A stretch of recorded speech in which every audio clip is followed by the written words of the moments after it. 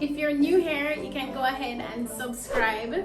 My name is Tanishka and I'm your favorite Jamaican vegan girl, and I'll be talking about all things related to me being plant-based, how I became plant-based, why I'm plant-based, how I manage a plant-based life. We'll be going to different restaurants and seeing how I enjoy it, what it costs me. There is a belief that living plant-based is really expensive.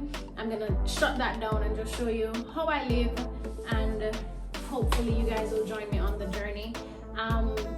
Preview, I'm also writing a book on how I transitioned. So for those persons who have been asking me how they can also transition to a plant-based life, hopefully this book will be able to help you. You guys can purchase merch too. Here I have Powered by Plants, which I really am.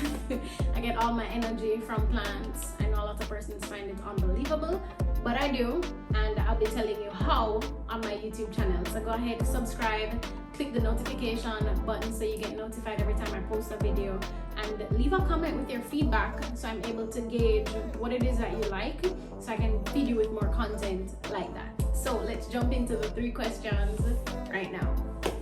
Question number 1, how did I become vegan? I feel like I've answered this several times, but I'm gonna answer it again. It was 2018, it was December 31st. I did not have a New Year's resolution, and I just sat and I thought about it. I was actually getting ready to go out to celebrate the New Year, and I said, maybe I can be vegan. My dad's vegan, my dad's mom is vegan, one of my dad's sisters, Auntie Kimmy, my favorite auntie, she's also vegan, and I just said, I can be vegan tomorrow. So the morning of January 1, 2019, I was plant-based, and I use the term vegan and plant-based interchangeably many times, but I'm really plant-based, and in the next video I'll explain to you why I'm plant-based and not vegan. But for today, I'm just telling you how I became vegan. So yeah, I said, okay, I'm vegan tomorrow. I woke up the next morning and I was vegan. My last meal was salmon bites, which I had cooked, and it was really good. I can remember it now because it was my last meal as a pescatarian. I had stopped eating chicken when I left high school, and then throughout university I was consistently eating fish only, seafood. There was one time when I went back and I started eating chicken, but it never lasted for more than probably 2 months the most.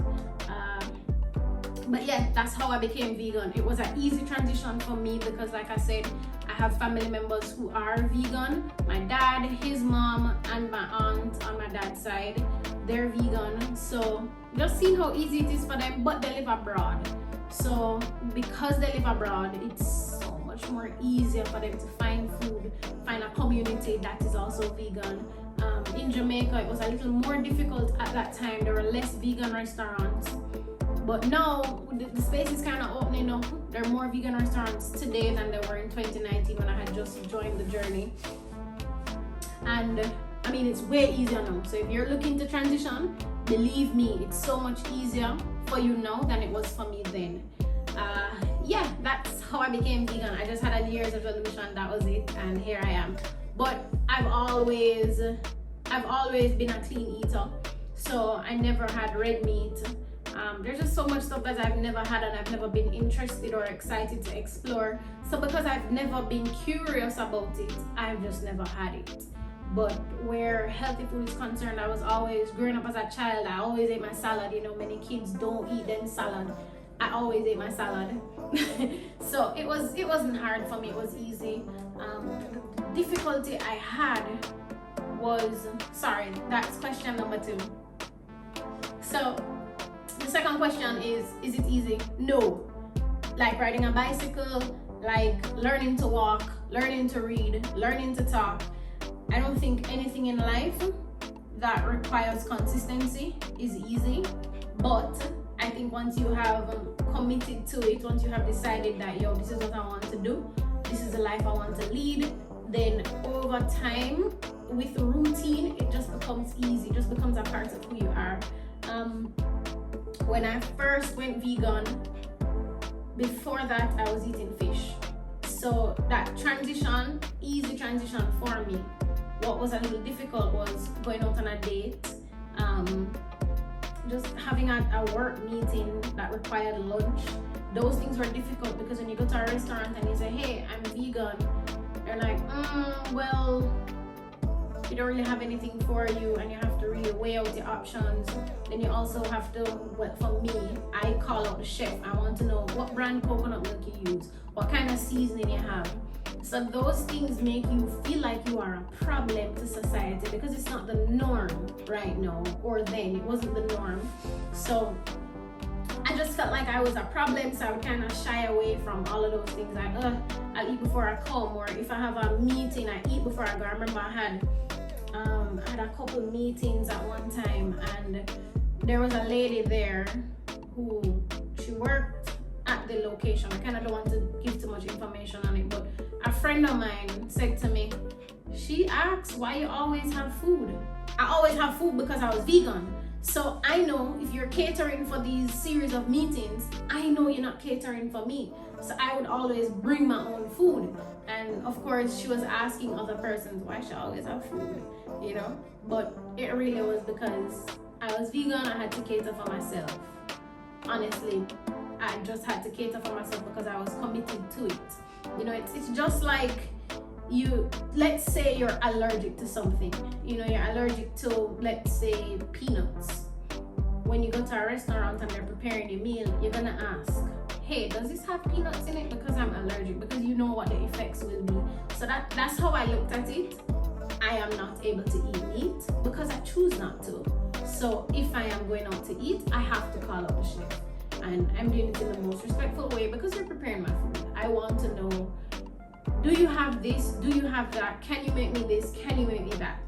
You know, and I mean, here I am today from 2019 till now. I've never looked back. I have maintained and I've been consistent. You know, I have also learned how to manage my kitchen space better, in the sense where I know what spices work best with this, just because I'm learning as I go, and I'm just always learning. I've gone on Udemy to learn how to be a vegan health coach because I need to constantly learn and grow and develop so I can be the best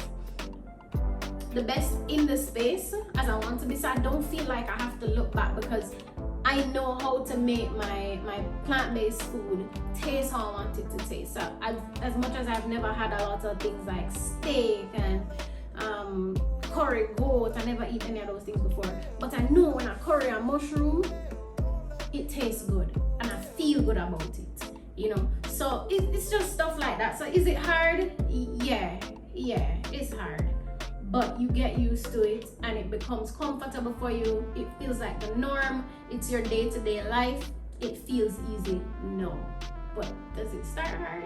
Yeah, definitely. Question number 3: how do I normally find food? So on Sundays I cook. If I leave home on a Monday to go to the gym, go to work, and I am buying food on the road, I have set locations that I go to because I'm familiar with them. I can call ahead, and I mean, it's on the go food. Like if I need a wrap or something simple as that, I have places that I go to, you know, anywhere that sells wraps and salads, you know, you're comfortable there. But if you're going out to eat, you're going to like an Indian restaurant, for example, you know, they have salt and pepper mushroom. I think that's customary for all Indian restaurants in Jamaica. And you ask them, does the batter have egg? You know, you ask questions like those to ensure that what you're eating is safe. Now, many restaurants have now included vegan options on their menu. For example, Broken Plate, they have a really cool vegan pizza. Like when I say really cool, so yummy. They use vegan cheese, they have a little sauce that they drizzle on the top. It's also vegan, and I feel like they put a lot of thought into it, and I love that. So there's so many restaurants in Kingston. I live in Kingston, and there's so many restaurants that I can pull on right now that I've gone to that have vegan options or that are vegan, you know. And I think, like I said, the world is advancing, and we're now at a place where there's so many more options for vegans and plant-based persons that it's really a breeze. If you don't do it, it's just an excuse you're finding. You know, you're finding excuses excuses not to live a cleaner life and maintain a healthier body, but it's so much easier now than it was before. Going out of town might be a little challenging because you have a lot of the cook shops, their go-to is a fried chicken or a curry goat or a oxtail, you know. So what you going to eat? Salsa rice, but then you have to kind of map it out if you're going out of town. You map out where you're going and what's on the way, and I think that helps. That's what I do, and it definitely helps, because out of town there still are restaurants that are vegan that you can get stuff from. Outside of Jamaica now, you live your best life as a plant-based person. When I go to Miami, I live my absolute best life, right? The food, the quality of vegan food that I get there, I cannot wait for Jamaica to get to that stage. And maybe one day I'll open a vegan restaurant that's really high-end, like high-end vegan food that persons can explore and enjoy. I think that's the route I want to go with my vegan journey. I really want a vegan restaurant. I've always said it, but I've never really acted on it, and I'm not ready yet. But I think one day that's the route I'll go. So those are the 3 questions that I wanted to answer today.